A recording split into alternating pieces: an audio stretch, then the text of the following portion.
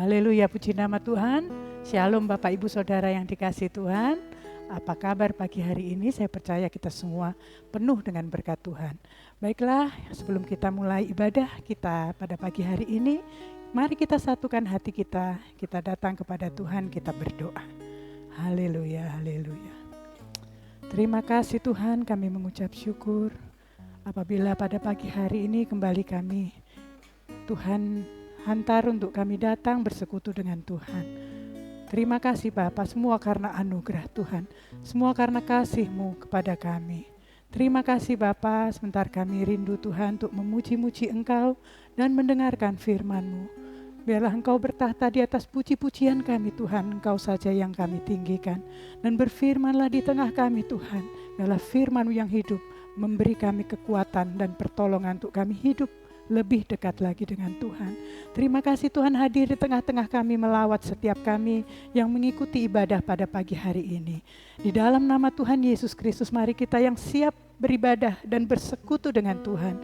Bersama saya kita katakan, amin, haleluya. Mari kita naikkan pujian syukur kita di hadapan Tuhan pada pagi hari ini. Dengan kesungguhan hati kita pujikan, haleluya. Banyak yang Kau perbuat Tuhan di dalam hidup kami. Haleluya, haleluya. Banyak yang Kau perbuat di dalam hidupku. Rancangan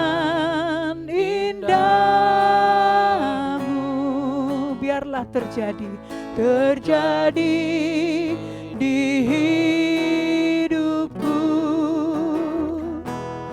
Bapa yang mengerti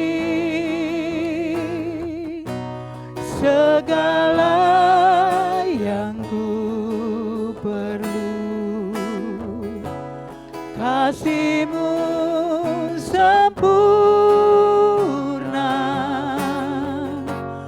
nyata dalam hidupku. Ku bersyukur Bapa, ku bersyukur Tuhan buat kasih setia-Mu di dalam hidupku.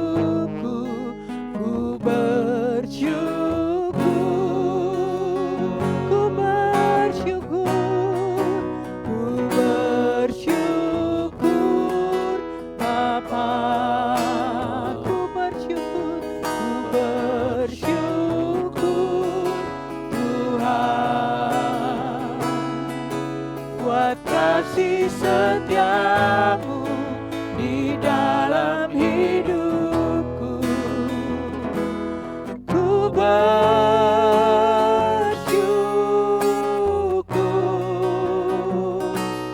Tuhan. Banyak yang Kau perbuat dalam hidup kami Tuhan. Haleluya. Banyak yang Kau perbuat di dalam hidupku. Rancangan indah-Mu terjadi di hidupku. Engkau Bapa yang mengerti segala yang ku perlu, kasih-Mu sempurna nyata dalam hidupku. Kami bersyukur, ku bersyukur Bapa. Kami bersyukur, ku bersyukur Tuhan buat kasih setiamu di dalam hidupku, ku bersyukur. Kami bersyukur Tuhan, ku bersyukur. Bapa, kami bersyukur, ku bersyukur Tuhan, buat kasih setiamu di dalam hidupku, ku bersyukur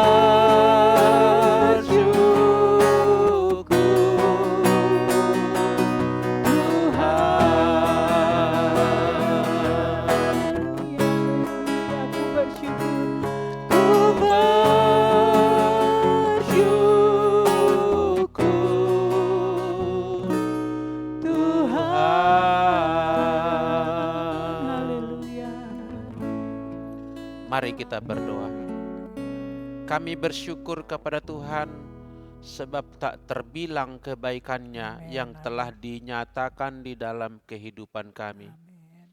Demikian pun pagi ini kami boleh bersekutu dengannya adalah sebuah momentum yang sangat kami bersyukur kepada Tuhan. Dan di tempat ini, di tempat kami masing-masing juga, kami rindu Engkau berkata-kata bagi kami, mengajari kami, membimbing kami, bahkan mencurahkan pengertian-pengertian surgawi kepada setiap kami. Berbicaralah ya Tuhan, kami siap mendengarkan-Mu. Demi nama Yesus Kristus kami berdoa, sama-sama kita berkata, amin. Haleluya, haleluya. Puji Tuhan Bapak Ibu. Kali ini saya membawakan renungan Jumat pagi dengan judul Hidup Sukses. Allah Pro Deo et Patria. Nanti Pro Deo et Patria itu artinya akan saya berikan gambaran ringkas. Hidup suksesnya dulu. Tuhan mau kita hidup sukses. Dan sukses itu bukan sekedar sukses menurut ukuran-ukuran dunia, saudaraku. Sukses di sini ukuran-ukuran kerajaan yang kekal, ukuran-ukuran surgawi. Nah, saudara, kita masuki dulu apa itu Pro Deo et Patria. Ini sebuah moto, sebuah semboyan. Dahulu moto ini banyak dipakai dalam sistem kemiliteran. Ketika seorang akan diterima dan dilantik menjadi laskar, maka mereka memberikan suatu pernyataan, memberikan suatu janji, memberikan suatu semacam komitmen bahwa mereka itu akan hidup dan mati bagi Tuhan maupun negara. Tuhan itu sering juga disimbolkan pada kaisar. Sedangkan negara itu membicarakan tentang rakyat. Jadi tentara itu hidup untuk apa? Pengabdian kepada kaisar atau juga itu bisa deo itu dalam bahasa Yunani theos, Allah. Ya, jadi bagi Tuhan, bagi Allah dan bagi negara atau ibu pertiwi. Kalau Tuhan itu bapa, maka negara itu ibu, ya. Kemudian nanti istilah ini lambat laun dalam sejarah diadopsi dalam dunia kekristenan dalam makna kaul pengabdian di dalam pelayanan. Bahwa seorang pelayan, seorang anak Tuhan, hidupnya untuk Tuhan dan harus juga untuk sesama. Itu nampak juga dalam kesimpulan dari hukum Taurat menurut Tuhan Yesus adalah kasihilah Tuhan Allahmu dengan segenap hati, segenap jiwa, segenap akal budi dan segenap kekuatan, dan kasihilah sesamamu seperti engkau mengasihi dirimu sendiri. Jadi hidup kita ini baru dibilang sukses Bapak Ibu kalau ini berguna bagi Tuhan dan berguna bagi sesama rakyat ibu pertiwi, ya gitu ya. Haleluya. Semboyan ini juga dipakai oleh salah satu universitas di kota kita, UHN, Universitas HKBP Nomensen. Semboyan kampus itulah Pro Deo et Patria. Jadi mereka menancapkan suatu komitmen bahwa kampus itu hadir untuk Tuhan dan untuk negara juga.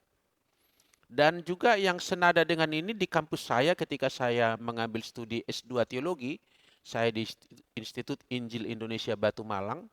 Di sana ada gedung auditorium, gedung pertemuan. Maka di bagian depan gedung itu diukir kalimat yang huruf besar dengan kata-kata hidupku bagi Tuhan dan bagi sesama. Jadi itu sama dengan pro deo et patria.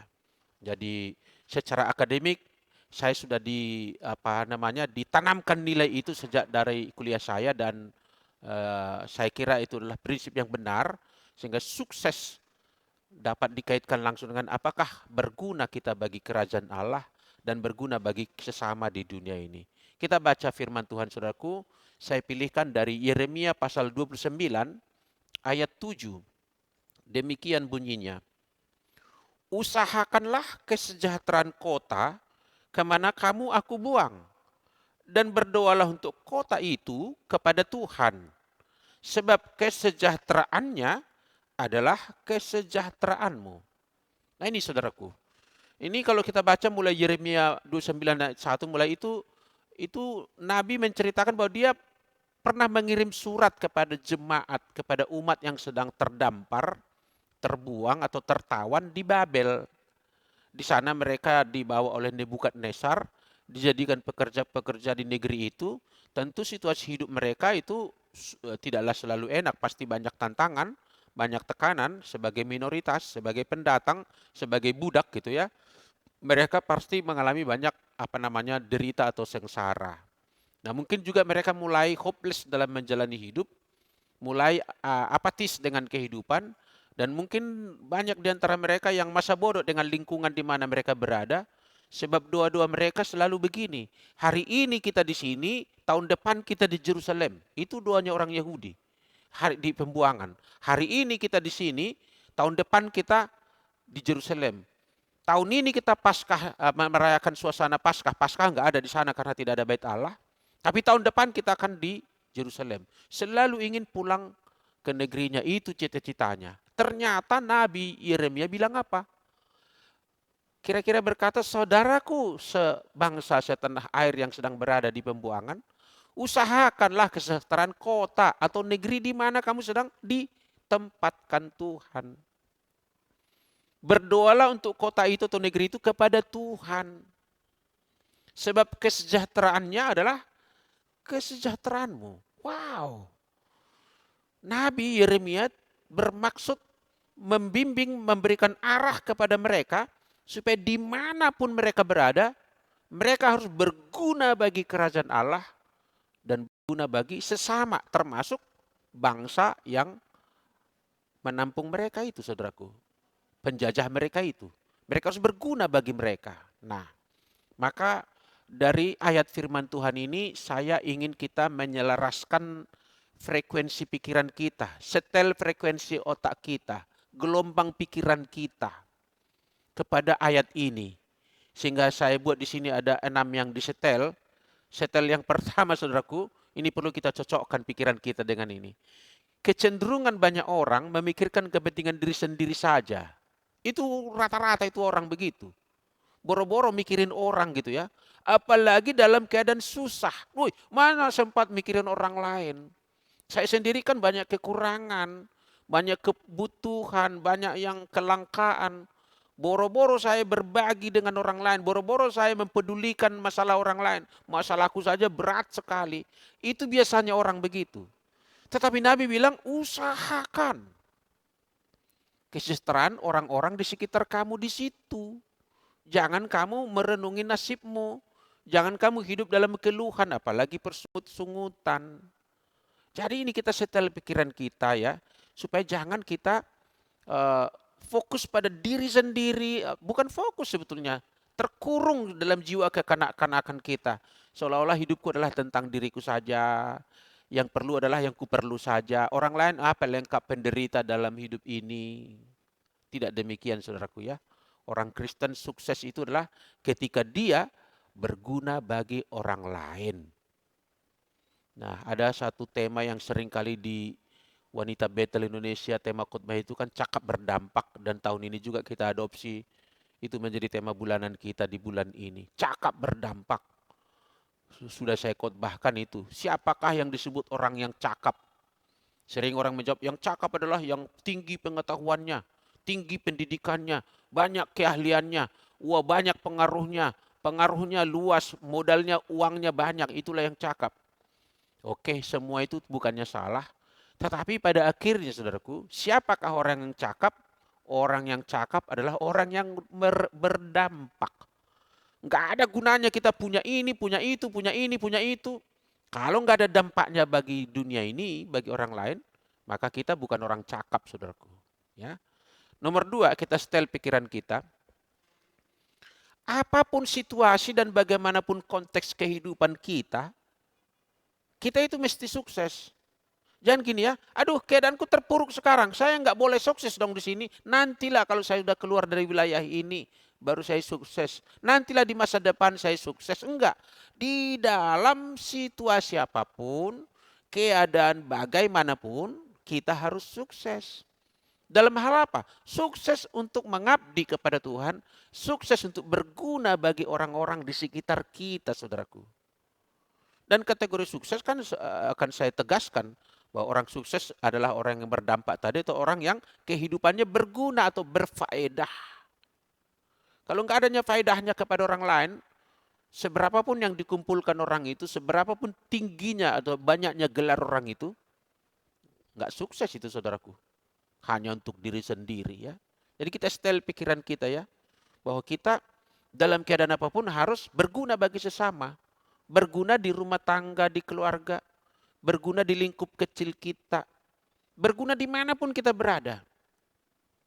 Suka saya tanya mahasiswa itu, anak-anak kira-kira kamu lebih berguna kamu ada di rumah, di keluargamu atau lebih berguna lagi kalau kamu tadinya nggak ada? Itu kan kita harus tanya kadang-kadang begitu saudaraku. Aku ini berguna bagi orang atau justru saya merepotkan banyak orang gitu ya. Kita ini menjadi solusi atau menjadi beban masalah gitu. Jadi kita harus dalam keadaan apapun, jangan sampai kita menyusahkan orang lain. Kita boleh susah, tapi nggak menyusahkan orang lain. Ini kalimat penting ini. Mungkin saja kita mempunyai kesusahan tertentu, tapi tidak merupakan alasan kita harus menularkan kesusahan itu kepada orang lain. Ya. Yang ketiga, kita setel pikiran kita, seperti umat Israel tadi di Babel, kita pun adalah umat yang menerima kasih karunia Allah dan dipanggil dan diutus ke dunia menjalankan misi kerajaan Allah. Umat Israel itu kan dikasihi Allah. Engkaulah anakku yang kukasihi katanya. Nah, orang yang dikasihi ini diutus untuk menjadi berkat, pembawa berkat. Atau kalimat lain yang dekat dengan itu penyalur berkat. Sebab sumber berkat adalah Allah. Kita ini hanya penyalur sebetulnya. Nah, kita dipanggil untuk menyalurkan berkat Allah. Kepada Abraham dikatakan, Abraham ku berkati engkau berlimpah-limpah. Dan olehmu dan keturunanmu, semua kaum di muka bumi beroleh berkat. Jadi jati diri orang Kristen itulah menjadi saluran berkat. Diberkati untuk memberkati saudaraku. Apapun keadaannya, itulah jati diri kita, diutus menjalankan misi. Jadi siapapun kita ini sedang dalam di pengutusan itu saudaraku. Nah, dalam konteks ini saya sedang bicara umat Israel di Babel. Sebetulnya bisa dibaca dalam gerakan misi Allah. Mereka itu terdampar ke Babel pun itu bisa dibaca sebagai satu cara Allah memindahkan mereka dari Yerusalem ke negeri lain, agar negeri lain mendapatkan salom Allah melalui kehadiran mereka. Memang ceritanya mereka ditawan, mereka ceritanya terbuang ke sana. Tapi dengan cara itu tertentu itu bisa dibaca. Allah mengizinkan itu terjadi supaya salom itu bukan hanya di Yerusalem, tetapi juga di Babel, di Persia. Maka diizinkan mereka ke sana. Dengan cara itu pun kita perluas cara cakrawala berpikir kita Bapak Ibu. Kita semua ini dimanapun kita berada sekarang, konteks kita mungkin yang mendengar ini banyak di kota Medan. Maka di kota Medan ini kita dipanggil menjadi pelaku misi Allah. Apapun keadaan kita dan apapun profesi kita Bapak Ibu. Belakangan ini saya banyak kali berkhotbah menekankan tentang peran kita sebagai orang Kristen di dunia ini. Memang khotbah tentang supaya kita diberkati Tuhan, disembuhkan Tuhan, diangkat Tuhan itu tetaplah merupakan khotbah yang standar di mimbar gereja. Tapi itu bukan itu saja khotbah saudaraku. Khotbah juga harus mengencourage, mendorong jemaat agar dia mengambil peran. Sebab tidak akan dewasa rohani kita kalau kita hanya menerima terus dan tidak pernah memberi. Firman Tuhan pun berkata, Tuhan Yesus yang mengatakan itu. Terlebih bahagia orang memberi daripada menerima. Kalau kita mau berlimpah kebahagiaan kita, kita harus suka memberi. Jadi tergantung, maksudnya tidak tergantung sedang di mana kita berada. Dalam hal ini umat Yahudi disuruh oleh Nabi Yeremia, jadilah kau berkat bagi orang Babel. Yang mungkin menyiksa kamu, yang mungkin menindas kamu. Jadi kamu berkat bagi mereka saudaraku. Dimanapun DNA kita adalah pembawa misi kerajaan Allah, pelaku misi. Setel yang keempat. Untuk menjadi berkat atau untuk menjadi berfaedah bagi sesama, berguna bagi sesama, bermanfaat, tidak hanya dalam cerita sukses kita, sukses story gitu ya. Enggak harus. Kalau itu ada oke. Misalnya kan ada orang berpikir, aku ingin menjadi orang hebat, orang besar, aku ingin mengumpulkan banyak, aku ingin memimpin banyak. Supaya apa? Supaya aku bisa menjadi berkat bagi orang lain, supaya aku berguna bagi orang lain. Iya, itu benar. Tetapi sebetulnya kita juga bisa menjadi berkat di dalam penderitaan, di dalam kesakitan, di dalam kekurangan, di dalam kehilangan. Dunia ini akan menonton kita, apakah betul orang Kristen itu kalau kehilangan memberkati? Betul nggak orang Kristen itu kalau ditampar dia tidak membalas? Betul nggak orang Kristen itu mengasihi musuhnya? Betul nggak orang Kristen itu ketika dia mengalami kesakitan dan penderitaan dan tetap bersyukur dan tidak merecoki orang lain? Nah ini sekarang sudah kita setel pikiran kita sesuai dengan suara besar yang disampaikan oleh Nabi Yeremia ini. Usahakan kesejahteraan kota. Jangan kamu menjadi beban bagi kota. Jangan kamu menjadi perongrong di kota itu. Jangan pembuat onar. Jangan bikin gaduh. Kamu harus at your best menjadi berkat bagi sesama saudaraku.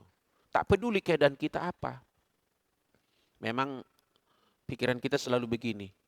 Orang yang katakanlah dokter bisa menjadi berkat bagi pasiennya. Ya oke, dari atas ke bawah gitu. Dokter kepada pasien. Tapi sebetulnya pasien bisa jadi berkat kepada dokter, saudaraku. Atau guru menjadi berkat kepada muridnya. Tapi sebetulnya Anda sebagai murid, Anda bisa jadi berkat juga bagi institusi pendidikan di mana kamu berada. Dengan contoh hidupmu, kedisiplinanmu, kejujuranmu, kamu telah menebarkan gelombang-gelombang yang positif di sekitarmu. Dengan cara itu kamu mengusahakan kesejahteraan di sekolahmu. Jadi gerakan menjadi berkat itu tidak mesti kita di atas, saudaraku. Dari bawah pun kita jadi berkat. Tidak mesti dalam kekayaan, di dalam kekurangan bahkan kemiskinan pun jemaat Makedonia dipuji Tuhan, menjadi berkat. Mereka memberi dalam kekurangannya, saudaraku. Jadi tidak ada kondisi yang, wah kalau ini Pak nggak bisa saya jadi berkat. Saya harus meratapi diri saya, konsentrasi pada kebutuhan saya. Enggak, saudaraku. Karena kita sudah menerima kelimpahan terlebih dahulu dari Allah kita. Sekarang kita dipanggil untuk menjadi saksi di tengah di mana kita berada. Yang kelima, setel kelima. Hindari sindrom pecundang yang suka mengeluh. Nah ini penting ini.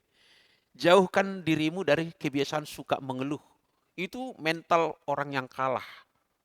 Mental pemenang itu tidak mengeluh, saudaraku. Bangkit, kita bangkit. Siapapun Anda mendengarkan ini. Miliki spirit of success.